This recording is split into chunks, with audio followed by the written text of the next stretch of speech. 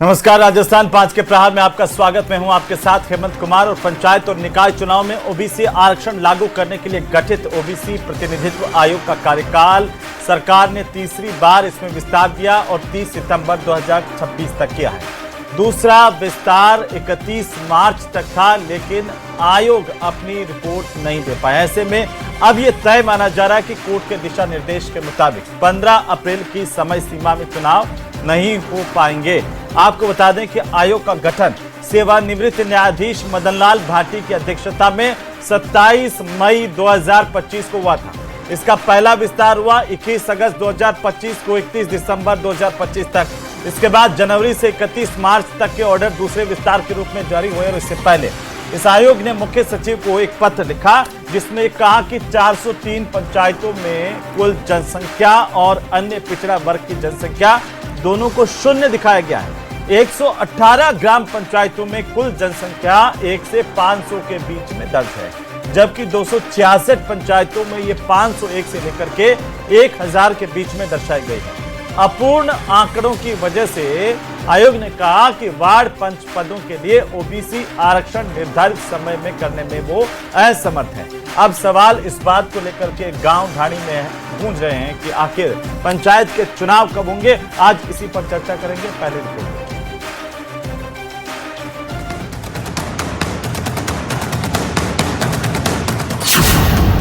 फिर बढ़ा ओबीसी आयोग का कार्यकाल। अब 30 सितंबर तक बढ़ाया समय।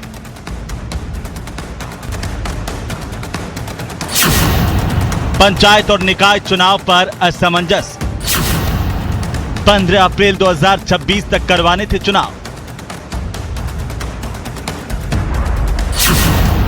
कांग्रेस ने लगाए जानबूझकर देरी के आरोप। ये तो जानबूझ के समय बढ़ाया जा रहा है और जानबूझ के चुनाव को आगे सरकाने के लिए ये सरकार प्रोपेगेंडा चला रही है। बीजेपी ने खारिज किए कांग्रेस के आरोप कि राजस्थान के अंदर बार बार चुनाव होने से, बार बार आचार संहिता लगने से विकास के कार्य प्रभावित होते हैं। कब होंगे पंचायत चुनाव? तो ओबीसी आयोग का समय तीसरी बार बढ़ाया गया। राजस्थान में ओबीसी आयोग की रिपोर्ट नहीं आने की वजह से पंचायत और जो निकाय के चुनाव है उसको लेकर के अभी भी इस बात पर सवाल है कि आखिरकार पंचायतों के चुनाव कब होंगे, निकाय के चुनाव कब होंगे। लेकिन इसे लेकर पक्ष विपक्ष एक दूसरे पर आक्रामक है। जहां सरकार कर रही है कि तय समय पर ही चुनाव होंगे, उनकी तरफ से पूरा काम कर लिया गया, आयोग पर निर्भर है, तो दूसरी तरफ विपक्ष कह रहा है कि सरकार चुनाव में जानबूझ करके देरी कर रही है। आज इसी पर चर्चा करने के लिए हमारे साथ खास मेहमान जुड़ चुके हैं। सबसे पहले परिचय करवा दूं, हमारे साथ हैं शैलेंद्र गुर्जर साहब, भारतीय जनता पार्टी के प्रवक्ता जुड़ चुके हैं। आर तिवारी जी हमारे साथ जुड़ चुके हैं। कांग्रेस पार्टी के प्रवक्ता सुभाष शर्मा जी वरिष्ठ पत्रकार के तौर पर। आप तीनों का बहुत स्वागत है, अभिनंदन है। और शैलेंद्र जी, सबसे पहले मैं आपसे एक मिनट, सभी मेहमानों का पहले ओपनिंग कमेंट होगा, आपका भी ओपनिंग कमेंट, कि आखिरकार जो लोग ये सवाल पूछ रहे हैं कि पंचायत के चुनाव कब होंगे और जब आयोग को एक बार फिर से एक्सटेंशन दिया गया तीसरी बार, तब मान के चलें कि 15 अप्रैल की जो डेडलाइन थी उसमें तो चुनाव नहीं हो पा रहे हैं।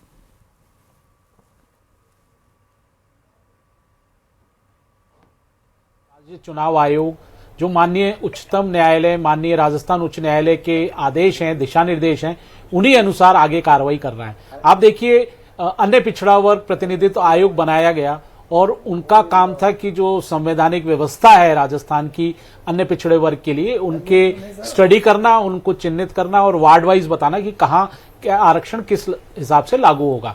और जो निकलकर बात आई, जब देखा गया कि जनाधार प्राधिकरण है उसने आंकड़े जो उपलब्ध कराए ओबीसी प्रतिनिधित्व आयोग को, उसमें कमियां थी, वो अपूर्ण थे, उसमें कई त्रुटियां थी। जैसा अभी आपने बताया भी पूरे राजस्थान की जनता को कि भाई उसमें से 403 ग्राम पंचायतों में तो ओबीसी का प्रतिनिधित्व ही नहीं है, जनसंख्या 0 दिखा रखी है। 118 ग्राम पंचायतों में जनसंख्या 1 से 500 दिखा रखी है। 267 में आपने देखा 501 से 1000 तक की जनसंख्या दिखाई हुई है। तो निश्चित तौर पर आप देखिए जो कमियां थी, उन कमियों के कारण ही जो वार्ड हैं, क्योंकि आपने देखा कि किस तरह से कांग्रेस पार्टी की गहलोत सरकार ने आनन फानन में जिले बना दिए और जो 2022 में जो जजमेंट आया था माननीय उच्चतम न्यायालय का, राजस्थान उच्च न्यायालय का, उसको उस समय इन्होंने ना तो कोई ओबीसी प्रतिनिधित्व आयोग बनाया। अरे सुनाओ, सुन लो तो लो। अरे आपकी कमियों कब तक चलाओगे? तिवारी साहब एक मिनट उनको दिया है तो वो भी अपनी बात रख ले। एक मिनट आप देखें, कोई बीच में नहीं बोले, प्लीज प्लीज सर। हाँ बोलिए, पूरा कर लीजिए शैलेंद्र जी।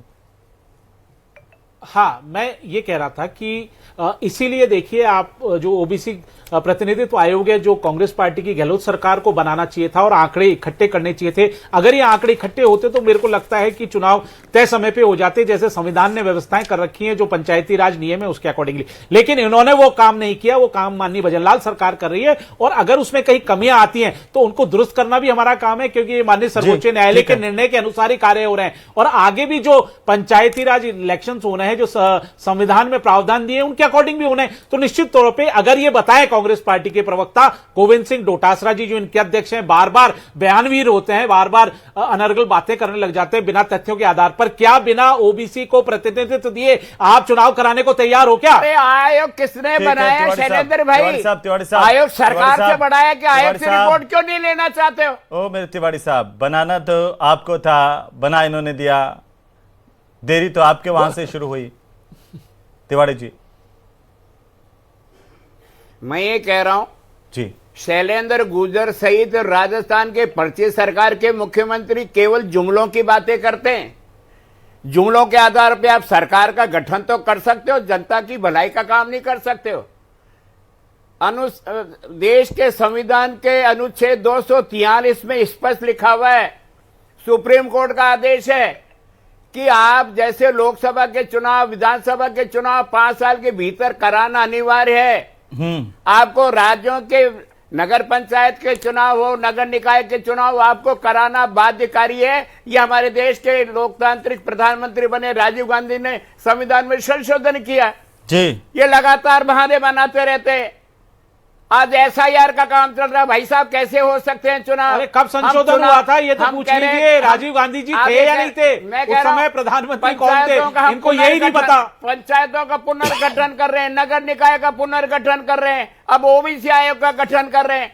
जो चुनाव 2025 की जनवरी में करा देना चाहिए था, स्वस्थ लोकतंत्र को जिंदा रखने के लिए, जो कहते हैं मुख्यमंत्री जी कि मैं भी एक जमाने में सरपंच हुआ करता था। आज राजस्थान के सारे सरपंचों को शर्म आ रही है कि हमारे बीच का अगर कोई सरपंच था, आज हमारी गर्दन काट करके हमको प्रशासक के रूप में काम ले रहा है। गांव का विकास ठप है, शहर का विकास ठप है, नगर निकाय के आपने पार्षदों को हटा दिया, सारा काम आपने नौकरशाही को सौंप दिया। गांव सड़ रहे हैं, शहर सड़ रहे हैं, लेकिन भारतीय जनता पार्टी के पर्ची के मुख्यमंत्री नहीं, तिवारी साहब सुन तो लीजिए। वो आरोप आप पर लगा रहे हैं कि आपने देरी की। आपने आयोग का गठन पहले कर दिया होता, रिपोर्ट उसी समय आ गई होती तो इनकी सरकार आती, चुनाव करवा देती। ये सारे लेकिन आपने पहले क्यों नहीं किया? होते तो आज हम सत्ता में होते। मैं ये कह रहा हूँ, चलो आप गलतियां कर गए, मतलब आपका आप मान लिया, तिवारी जी ने मान लिया उन्होंने ऐसी गलतियां की है जो लोकतंत्र के लिए खतरनाक साबित हुई। मान लिया आपने, तिवारी जी मान लिया ये बात, ये तो बहुत बड़ी बात हो गई। भाई हम तो सब कुछ मान लेते हैं। नहीं मान लेते क्या? आपने जो किया जो दिख रहा है ना तिवारी जी, जो किया वो दिख रहा है ना, उसका खामियाजा प्रदेश भुगत रहा है। बताइए। अरे आज तो भजनलाल जी की सरकार है ना, हमसे जो काम नहीं हुआ, हमसे अगर कोई गलतियां हो गई ठीक है, ठीक है। मंजू तंवर भी जुड़ चुकी है, उपाध्यक्ष सरपंच संघ की मंजू जी वो कह रहे हैं कि सरपंच परेशान है। क्या क्या हालत है सरपंच, क्या सोच रहे हैं सरपंच, बताइए। देखिए, ऐसा कुछ भी नहीं है कि सरपंच परेशान है। सरपंच परेशान क्यों होंगे? जो सरपंच और प्रशासक केवल नाम बदले हैं, नाम बदलने से जो विकास कार्य हैं उन पे कोई असर नहीं पड़ा है। विकास कार्यों पे अगर असर पड़ रहा है तो वो असर पड़ रहा है बजट के कारण। बजट प्रशासन रिलीज नहीं कर रहा है, बोल रहे हैं हर रोज ईसीएस हो चुका है, पेमेंट आ जाएगा, लेकिन पेमेंट नहीं आने से गांव के जो डेवलपमेंट के कार्य होने चाहिए थे वो नहीं हो पा रहे हैं। लोग हमारे पास कार्यों के लिए आ रहे हैं तो हम उनको समय दे रहे हैं कि बजट आ जाता है फिर कार्य करवा दिए जाएंगे। एक सरपंच का जो कार्य होता है, जो लोगों के लिए किया जाता है, कोई सिग्नेचर करना है, किसी के डॉक्यूमेंट्स वेरिफिकेशन करना है, डॉक्यूमेंट बनाने हैं, उन पे किसी प्रकार का कोई असर नहीं पड़ रहा है। और बजट का तो सर ऐसा है कि यही तो बीजेपी ने किया है और यही हमारे साथ कांग्रेस ने किया था। ना तो कांग्रेस ने कभी सरपंचों के लिए सोचा था, ना वर्तमान सरकार सोच रही है बजट के लिए। तो लेकिन विकास कार्यों पे असर सिर्फ बजट के कारण पड़ सकता है, बाकी नाम से क्या फर्क पड़ेगा। जो प्रशासक हैं वो सरपंच थे, वही तो प्रशासक हैं। जो हमारे पास में पहले पावर थी राजस्थान वो की पावर सरकार आप पंचायत के चुनाव नहीं करा पा रही है। 1900 रुपए, सर आप देखिए, 1900 करोड़ रुपए का आपका बजट भारत सरकार ने रोक रखा है, नहीं रखा है। वो अलग मुद्दा है, उससे मंत्रालय विकास तभी के आपको कार्यों पे कोई रिलीज असर नहीं करेगा पड़ा जब है। राजस्थान में चुनाव हो जाएंगे। उस पे विकास के कार्यों पे सर असर नहीं पड़ा है, क्योंकि कांग्रेस सरकार ने भी तो प्रशासक अरे बनाए थे। 1900 करोड़ रुपए की राशि भारत सरकार नहीं दे रही है डबल इंजन सरकार को। तिवारी आज जी, इसके लिए तिवारी जी, सीएम साहब को धन्यवाद देती हूँ तिवारी जी, कि उन्होंने तिवारी जी, सरपंचों को सरपंच तो बना के आपकी जनता बात के की पोल लिए खोल दी। फैसला लिया है। आपकी बात की पोल खोल दी कि तिवारी जी गुमराह अरे करते तो हैं। सवाल सरपंच, ये बीजेपी अभी तो कह रहे थे के सरपंच लोगों नाराज को है, दिखा सरपंच देते हो। परेशान, सरपंच कह रहे हैं हम तो खुश हैं, ये प्रशासक बने हुए हैं, पार्टी आराम से के कोई आप दिक्कत किसी नहीं को है भी उनको। तो बैठा दो। मैं कह रहा हूं आप इन बहन से पूछो 1900 करोड़ रुपया केंद्रीय सहायता का रुका हुआ है या नहीं है। वो कह रहे हैं कि आपने भी उनके साथ कम नहीं किया है। देते तो आपको पैसा अरे मंजू जी कह रही हैं तिवारी जी कि आपने भी उनके साथ कम चलावा नहीं किया पंचायतों को अधिकार देने को लेकर के, और आप ढोल पीट रहे हैं हमने ये कर दिया, हमने वो कर दिया। चुनाव नहीं है मंजू। आपके समय की किस्तें भी हमारे बाकी चल रही थी हमारे कार्यकाल में पंचायत के चुनाव को कब डाला गया कोरोना के अलावा? पेमेंट बकाया पड़ा है हमारा। कोरोना के अलावा क्यों बोल रहे हैं फिर? कांग्रेस सरकार ने सर जो सरपंचों को जब आदमी बाहर निकल सकता नहीं था, अधिकारियों को प्रशासक चुनाव की बनाया था, प्रक्रिया कैसे उस हो समय सकती जनता थी? परेशान सुन तो लीजिए थी। मंजू जी को, सुन लीजिए आपके बाने फूट रहे हैं तिवारी जी सारे। आज बीजेपी सरकार ने कम से कम जनहित में ये तो सोच लिया कि सरपंच है उनको प्रशासक बनाए तो कम से कम लोग परेशान नहीं होंगे। चुनाव अगर लेट होते हैं, विकास के कार्य एक बार नहीं हो पाते हैं, तो भी कम से कम लोगों को उनके सिग्नेचर के लिए परेशान नहीं होना पड़ेगा, दर दर नहीं भटकना पड़ेगा। इसके लिए मैं माननीय सीएम साहब को धन्यवाद देती हूँ। मंजू बहन आप जनप्रतिनिधि हो, सरकार की मोहर बन गई हो आप। अच्छा काली बात मंजू जी बोले जब तो मंजू जी सही है ना, जो तिवारी जी बताया भाई बोला जब तो सब सही है, नहीं तो आप मोहर बन गए। आप क्या बन गए तिवारी जी? मैं किसी की मोहर नहीं बनी हूँ सर, मैं एक्चुअल जो है वही बोल रही हूँ। प्रशासक किसने बनाया? जीते हुए चुने हुए सरपंच को पहली बार लोकतंत्र में आप प्रशासक की भूमिका देख रहे हो। प्रशासक तो सरकार नियुक्त करती है, सरपंच चुनाव में होता है। आपने ग्राम विकास चुनाव अधिकारियों को थोपा हुआ प्रशासक मेंटर है बनाया नहीं है? चुनाव लेट आज ये सुन लो तिवारी जी, सुन तो लो थोड़ी मंजू जी की बात सुन चुनाव लेट लो। करवाए थे सर, 2 साल तक चुनाव चले थे, बड़ी बात है। आप सरपंचों का चुनाव एक साथ नहीं करवा पाए। अरे लेट आप करवाए थे, हाँ, ऐसा हाँ, थोड़ी हुआ था। क्या आपने नगर पालिका, नगर निगम, नगर परिषद तमाम पंचायतों का आपने सूपड़ा साफ कर दिया और फिर तिवारी जी, दावे सुनिए ठोकते हो 2 साल बना पास? तिवारी जी आज करो। ऊंट पहाड़ के नीचे आ गयो तिवारी जी। कोरोना लगा था 22 मार्च को, आज तो चुनाव हो मंजू गए जी जनवरी धो में। दिया, भाई, तिवारी जी ने धो दिया पूरी तरह। मुख्यमंत्री डरे जी, आप हुए करवा हैं। सकते थे, आपकी ये सरकार करवा मुख्यमंत्री सकती थी, वो हमारी एक सरकार साल थी। तक किया थे आज परेशान हमारी कर सरकार है। चुनाव का नाम पर सगड़ी बात सामने आएगी तिवारी जी की। मंजू जी हाँ जी, मैं कह रहा हूँ मुख्यमंत्री डरे हुए हैं। वो क्या कह रहे हैं? अब आगे वो अपनी बात पे, राजस्थान अरे में कौन डरा? आवास मंजू जी से पूछ रहे हैं, मंजू जी बोलिए बोलिए। सर 8 महीने बाद पहला फेज का चुनाव होता है जनवरी 2020 में। 8 महीने बाद सरकार सितंबर में चुनाव करवाती है। जब सरकार ने सितंबर में चुनाव करवाए तो बचे हुए जो सरपंच थे उन सभी के करवा देते, बची हुई पंचायतों के सभी के, लेकिन उन्होंने ना करवा के फिर अक्टूबर नवंबर में करवाए। उसके बाद फिर से जनवरी में चुनाव है, फिर मार्च में चुनाव है, फिर नवंबर में चुनाव है। 2 साल तक चुनाव चल रहे हैं। वो चुनाव सही थे और उस समय ग्राम विकास अधिकारी प्रशासक बने हुए थे। आप वो सरपंच हैं, वो नहीं होने के कारण जनता दर दर भटक रही थी। क्या वो समय सही था? और आज जब सरपंचों को प्रशासक बना दिया है तो आप लोगों की पीड़ा है कि सरपंचों को प्रशासक क्यों बनाया है। आप उसको फिर सरकार की मोहर बता रहे हैं। हम किसी की मोहर नहीं है, हम जनता के विकास का कार्य, आप खुश हम हैं? जनता अब के विकास की साइड ध्यान देते हैं। हमारे काम होना चाहिए। आप ये बात हाँ भरी हो क्या? ध्यान देते हैं। ना तो हम बीजेपी से बिलोंग करते हैं, ना हम कांग्रेस से बिलोंग करते हैं। सही बात है तिवारी मैं जी। कह रहा हूँ मेरी इसका बहन, कोई सिंबल नहीं होता आप है ये सर। चाहते हो कि आप सरपंच का कोई कभी सिंबल नहीं होता। ये पंचायत बात हुई ना, नहीं ये होता बात हुई सरपंच तिवारी जी। संवारता टाइम लागे, बिगाड़ता कौन लागे? 2 मिनट में थे बिगाड़ दो। अरे भारतीय, मैं कह रहा हूँ हेमंत, जब राजस्थान में 5 साल के जो विकास के काम हमने किए इन्होंने 2 साल में कर दिए। हमने तो जो भी कुछ किया उसका हमको जनता ने दंड दे दिया। आज ठीक है, तो अपने मान लिया ना बच्चे- तिवारी जी, आज जनता का गांव दंड में लेकर के सरकार बैठे है, हैं आप। शहर अभी में सुभाष जी सरकार है। सुभाष जी अरे सुभाष जी लोकतंत्र सुभाष जी की तीसरी हामी बार है, जो आयोग का भारतीय कार्यकाल जनता बढ़ा पार्टी है क्यों नहीं और चुनाव आज करा रही तिवारी है? जी मान लिया कि जनता ने उन्हें दंड दिया उनके कामों के हिसाब से। राइट देखिए, जो ओबीसी आयोग की जहां तक बात है, पहले वो बात कर लेते हैं क्योंकि रेलेवेंस उसकी है। जी। ओबीसी आयोग का जो कार्य बढ़ाया गया है, रिपोर्ट देने के लिए समय दिया गया है, मतलब एक्सटेंडेड बॉडी की गई है, तो इसके पीछे देखिए हो क्या रहा है कि जो लेफ्ट विंगर्स हैं, लेफ्ट विंगर पार्टीज हैं, वो पॉलिटिकल करेक्टनेस के आवरण में नहीं फंसती हैं। वो दलित, वंचित, शोषित की बात करती हैं, लेकिन एरिस्टोक्रेटिक पार्टीज हैं और बोल्डली डिसाइड करती हैं, वो डरती नहीं है। लेकिन जो राइट विंगर पार्टी है, जो कि वर्तमान में राजस्थान में राज करने वाली जो पार्टी है, राइट विंगर पार्टी कहलाती है। राइट विंगर्स को इतने उलाने दे दिए गए हैं ऑलरेडी वर्ल्ड फोरम के ऊपर भी कि वो बोलने में सकुचाते हैं, वो अपनी पूरी बात कह नहीं पाते हैं।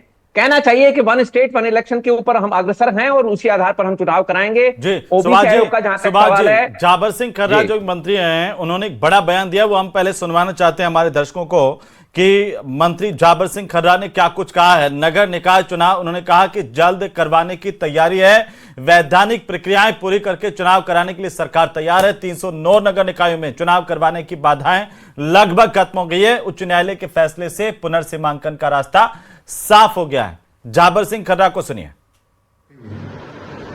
जहां तक स्वायत्त शासन विभाग के नगर निकायों के चुनाव का प्रकरण है, राज्य सरकार की मंशा जल्दी से जल्दी चुनाव हो और उसके लिए आवश्यक वैधानिकताओं का पालन करते हुए जितना जल्दी संभव हो हम चुनाव कराने के लिए तत्पर हैं। लेकिन कांग्रेस पार्टी के प्रदेश अध्यक्ष ने जिस प्रकार चुनाव को लेकर अनर्गल बयानबाजी की है, पहले वो अगर अपने गिरेबान में झांके और चुनाव को अपने कार्यकाल में जिन्होंने मजाक बनाकर रख दिया था, आज वो अनावश्यक बयानबाजी और सलाह दे रहे हैं।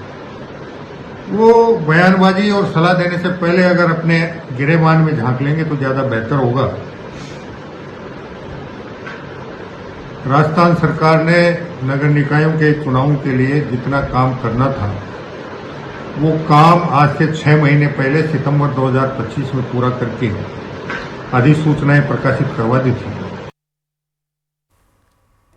लीजिए सुभाष जी, इस पर छोटी सी एक टिप्पणी और उसके बाद मैं तिवारी जी के पास जाऊं। अनम्यूट कीजिए सर, अनम्यूट कीजिए जी। हाँ, मैं जो कह रहा हूं कि जाबर सिंह खर्रा जो कह रहे हैं स्वायत्त शासन विभाग की बात है। अब विभाग अलग अलग है, पंचायती राज विभाग के अंडर में सरपंचों का काम आएगा, वो जो बयान देंगे फिर उसको चुनाव की बात कर रहे हैं। हाँ, ये निकाय चुनाव की बात हो रही है। तो अब अभी बात हम सरपंच चुनाव की कर रहे हैं, जिस पर सरपंच और निकाय दोनों के चुनाव पेंडिंग चल रहे हैं सर। जी हाँ। तो जो ओबीसी आयोग की बात आज के रेलेवेंस में है, ओबीसी आयोग की जहां तक बात है, देखिए 2011 में हमारी जनगणना हुई थी। ये अंग्रेज का दिया हुआ एक फार्मूला था जो सन 1931 के बाद में हर 10 साल के बाद कराया जाता था। कोरोना की वजह से नहीं हुआ, लेकिन ये 10 साल वाला जो नियम है इसको चेंज किया जा सकता था और यदि केंद्र सरकार चाहती तो जनगणना अभी कोरोना के बाद में हो सकती थी। लेकिन चूंकि जनगणना नहीं हुई है पिछले 15 साल में, पता नहीं है कि कितने ओबीसी बढ़े हैं, कितने उन्होंने माइग्रेट किया है। तो ये बड़ा एक टीडियस जॉब होगा ओबीसी आयोग के लिए कि किस तरह से 2011 की जनगणना के आधार पर वो अपनी रिपोर्ट दे पाएगा। क्या वो रिपोर्ट रियलिस्टिक होगी या फिक्टिशियस होगी, ये बहुत बड़ा एक सवाल है। और जहां तक बात मौजूदा सरकार की है, मैं पहले भी कह चुका कि जो लेफ्ट विंगर्स हैं वो अब्रप्टली फैसले करते हैं और राइट विंगर्स हैं जो पॉलिटिकल करेक्टनेस के चक्कर में फंसे रहते हैं। जहां तक सरपंच प्रशासक की बात है, देखिए मैं एक बात कहता हूं कि इस देश में जो माइक्रो लेवल पर डेमोक्रेसी है, एक्यूट डेमोक्रेसी है, इसकी वजह से हमारे यहाँ आइडियल जो व्यवस्था होनी तो चाहिए, लेकिन ये जो आदर्श आचार संहिता है इसकी वजह से विकास के काम अटके पड़े रहते हैं। हर बार चुनाव का चक्कर चलता रहता है, तो इसको एक बार समेटने की जरूरत है। इसके ऊपर एक कंट्रोलिंग व्यवस्था की बात है। जहां तक प्रशासकों की बात है, विकास का काम यदि नहीं रुक रहा है, बजट की जहां तक बात है, बजट देखिए हमारे पास है नहीं। अब 145-40 करोड़ के देश में जो हमारी रेवेन्यूज हैं वो हमारी पेंशन और सरकारी तनख्वाह और एस्टैब्लिशमेंट में निकल जाती है। विकास के कामों के लिए और इंफ्रास्ट्रक्चर के कामों के लिए हमारे पास बजट ऑल्दो वैसे ही कम है। अभी राजस्थान सरकार के पास वैसे भी क्रंच चल रहा है, पेमेंट्स नहीं हो रहे हैं। ये बात अभी जो उपाध्यक्ष हैं सरपंच संघ के, उन्होंने बिल्कुल ठीक कही है। ये सरकार को बहुत ध्यान देने की जरूरत पड़ेगी। पेमेंट्स वाकई नहीं हो रहे हैं। शैलेंद्र जी इस पर सब जवाब तरफ- देना चाह रहे हैं सुभाष जी, एक बार आप अपनी जो बजट वाली बात कही, शैलेंद्र जी बोलिए। वो कह रहे हैं कि पैसे नहीं है सरकार के पास। देखिए जिस तरह से सरपंच संघ के जो पदाधिकारी आपके चैनल पे उन्होंने बताया है कि निश्चित तौर पर विकास कार्यों में कोई कमी नहीं आई है। हाँ, कुछ फंड्स की कमी आई है क्योंकि हमने लेटर भी लिखा है केंद्रीय वित्त आयोग को, जो बचा हुआ फंड है वो भी जल्दी रिलीज करने की हम बात कर रहे हैं। 1100 करोड़ रुपए ऑलरेडी रिलीज कर दिए हैं और जो पंचायतों में जा रहे हैं, और कई जगह हमने ये भी देखा है कि पंचायतों में जिस मद के लिए पैसा आया है उसके दूसरे मद में खर्च हो जाता है, उसमें भी माननीय मंत्री महोदय ने उनके खिलाफ एक्शंस लिए हैं। और आप देखिए जो बहुत अच्छी बात करिए कि काम कोई नहीं रुक रहा है, जो आम जनता को राहतें पहुंचनी चाहिए थी वो राहतें पहुंच रही है, सिग्नेचर के लिए अवेलेबल है, विकास के कार्य चल रहे हैं। जो फंड्स हैं वो धीरे, अगर कुछ कहीं अटक रहे हैं तो वो निश्चित तौर पर आएंगे। दूसरी बात जो आपने बताई नगर निकाय चुनावों की, आप देखिए 100 नहीं कोई काम रुक नहीं रहा है। मैं आपको यही तो बता रहा हूं, काम नहीं रुक रहा है। कुछ सफाई व्यवस्था की कोई बात आई थी, उसमें जब माननीय मंत्री जी ने उसमें देखा, पंचायती राज मंत्री जी ने, तब देखा कि कुछ जो फंड्स इनको दिए गए थे वो दूसरे मद में खर्च कर दिए। इनके खिलाफ एक्शन भी लिए गए, कर्मचारियों को सस्पेंड भी किया गया और पाबंद भी किया गया वीडियो को। और आपको मैं बताऊं जिस तरह से भी आपने देखा नगर निकाय में भी तो 113 जो वार्ड थे उनका सीमा जो पुनर्गठन किया गया था उसमें त्रुटियां थी, कमी थी, और माननीय सर्वोच्च न्यायालय, उच्च न्यायालय में मामला गया। वहां से उन्होंने कहा कि इसको आप वापस पुनर्गठित करिए और वापस वहां से पुनर्गठन की प्रक्रिया शुरू हो गई। तो उसमें आपने इसीलिए माननीय मंत्री महोदय ने कहा है कि अभी 309 में अब हम पूरी तरह से नगर निकायों में चुनाव कराने के लिए तैयार हैं। चुनाव आयोग भी इसकी अंतिम वोटर लिस्ट तैयार कर रहा है, वो भी जल्दी 8 मई तक आपके सार्वजनिक कर दी जाएगी। और जहां तक रहे पंचायत चुनाव की बात, तो पंचायत चुनाव से पहले मतलब आप भूल जाते हैं कांग्रेस के पहले नगर निकाय के चुनाव हो जाएंगे। मैं आ रहा हूं सर, आप ये कह रहे हैं शैलेंद्र जी पंचायत चुनाव से पहले नगर निकाय के चुनाव हो जाएंगे? नहीं कहा मैंने, ये नहीं कहा। तो मैंने ये नहीं कहा, मैंने ये कहा है कि नगर निगम, नगर निकाय, नगर निकाय में नगर पालिका, नगर निगम और जो नगर परिषद के चुनाव है उसकी पूरी तैयारियां कर ली गई है। माननीय मंत्री जी ने भी ये कहा है तैयारी तो हो गई, चुनाव कब होंगे, हो जाएंगे, ये तो बता दिए थे उनके दिशा निर्देश। मंजू जी कुछ कहना चाह रहे हैं? मंजू जी क्या कह रही हैं आप? राज्य निर्वाचन आयोग ने भी अपनी कार्रवाई शुरू कर दी है, अंतिम वोटर लिस्ट तैयार है। ठीक है क्यों जा रहे हैं? राज्य वित्त आयोग का पैसा बाकी पड़ा, आप राज्य वित्त आयोग के पैसे की तरफ क्यों नहीं दे रहे हैं? उसके लिए केंद्र सरकार की मंजूरी की जरूरत नहीं है, केंद्र सरकार रिलीज नहीं करेगी, राज्य सरकार रिलीज करेगी। हमारा राज्य वित्त आयोग का पैसा सरकार तो पूरा दे रही है मंजू जी, राज्य सरकार के फंड्स रिलीज करने में कोई दिक्कत नहीं आ रही है। जो बात है वो केंद्रीय वित्त आयोग का पैसा अटका हुआ है, उसकी बात पर आप सारे आप देखेंगे प्रतिपक्ष नेता का बयान भी उसी की तरफ आ रहा है। अब रिलीज नहीं सर, राज्य वित्त आयोग का कांग्रेस के प्रवक्ता भूल जाते हैं, आपने इनको आईना दिखाने का काम किया। मैं आपको धन्यवाद देता हूं कि आपने बताया कि 2 साल तक किस तरह से आईना सिर्फ तिवारी जी को दिखाने से काम विकास नहीं छपरा एक मिनट तिवारी बचाने के पहले मंजू जी की बात सुननी पड़ेगी साहब। सुनिए पहले मंजू जी की पूरी बात सुननी पड़ेगी। तिवारी जी, ओ मेरे तिवारी जी, तिवारी जी रुक जाओ तिवारी जी, रुक जाओ तिवारी जी, माहौल मत बनाओ तिवारी जी, रुक जाओ तो सही, थोड़ी सुन लो, तसल्ली रखो। मंजू जी, मैं कर रहा हूँ कांग्रेस सरकार की एक किस्त बकाया चल रही थी, वो बकाया चल रही है कंटिन्यू 2025 तो उनको सुधारने का ही काम कर रहे हैं। ओबीसी आयोग आपको दिखा रही है, वही काम कर रहा है जो माननीय सर्वोच्च न्यायालय आपने जो काम किए 2 साल के आपने राजस्थान की जनता को चुनाव, आप उसकी आड़ में, केंद्र सरकार की आड़ में राज्य की जो कमियां हैं उसको क्यों छुपा रहे हैं सर?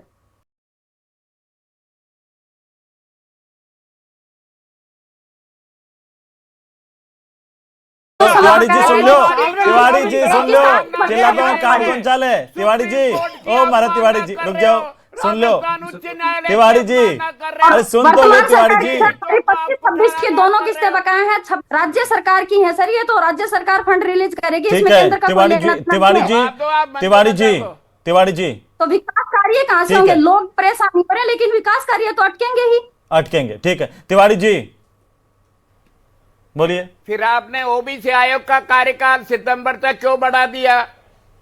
सुप्रीम कोर्ट के स्पष्ट आदेश से 15 अप्रैल तक चुनाव कराएंगे स्थानीय निकायों के, चाहे वो पंचायत के हो चाहे वो नगर पालिका के हो। राजस्थान की हाईकोर्ट की डिवीजन बेंच ने कहा 15 अप्रैल तक चुनाव कार्यकाल बढ़ा चुके हो शैलेंद्र।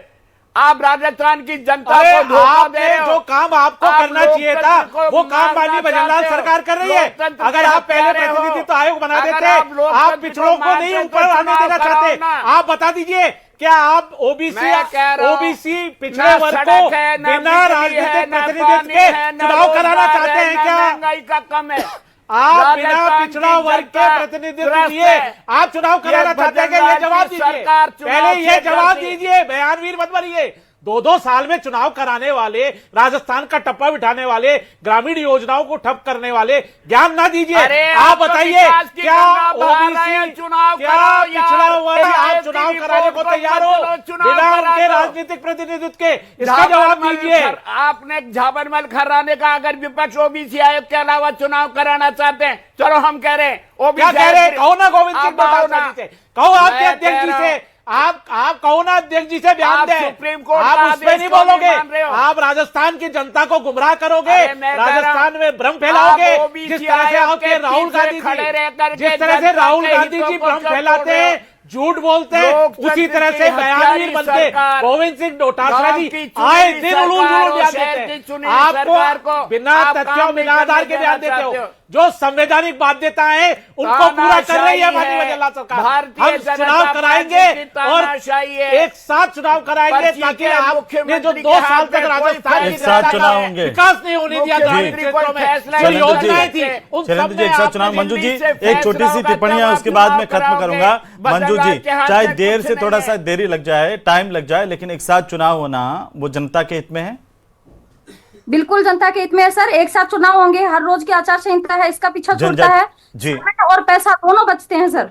चलिए, बहुत शुक्रिया आप सभी का चर्चा में शामिल चलाया होने के लिए। सबकी मंशा यही है कि एक साथ चुनाव हो तो आखिरकार पैसा भी बचे, प्रदेश का समय भी बचे, लेकिन चुनाव में देरी को लेकर विपक्ष लगातार हमलावर है तो सरकार कर रही है, उनकी तरफ से पूरा काम कर दिया गया था। देरी लग सकती है लेकिन चुनाव जो है वो सही तरीके से निष्पक्षता के साथ और पूरी प्रक्रिया के साथ संपादित किया।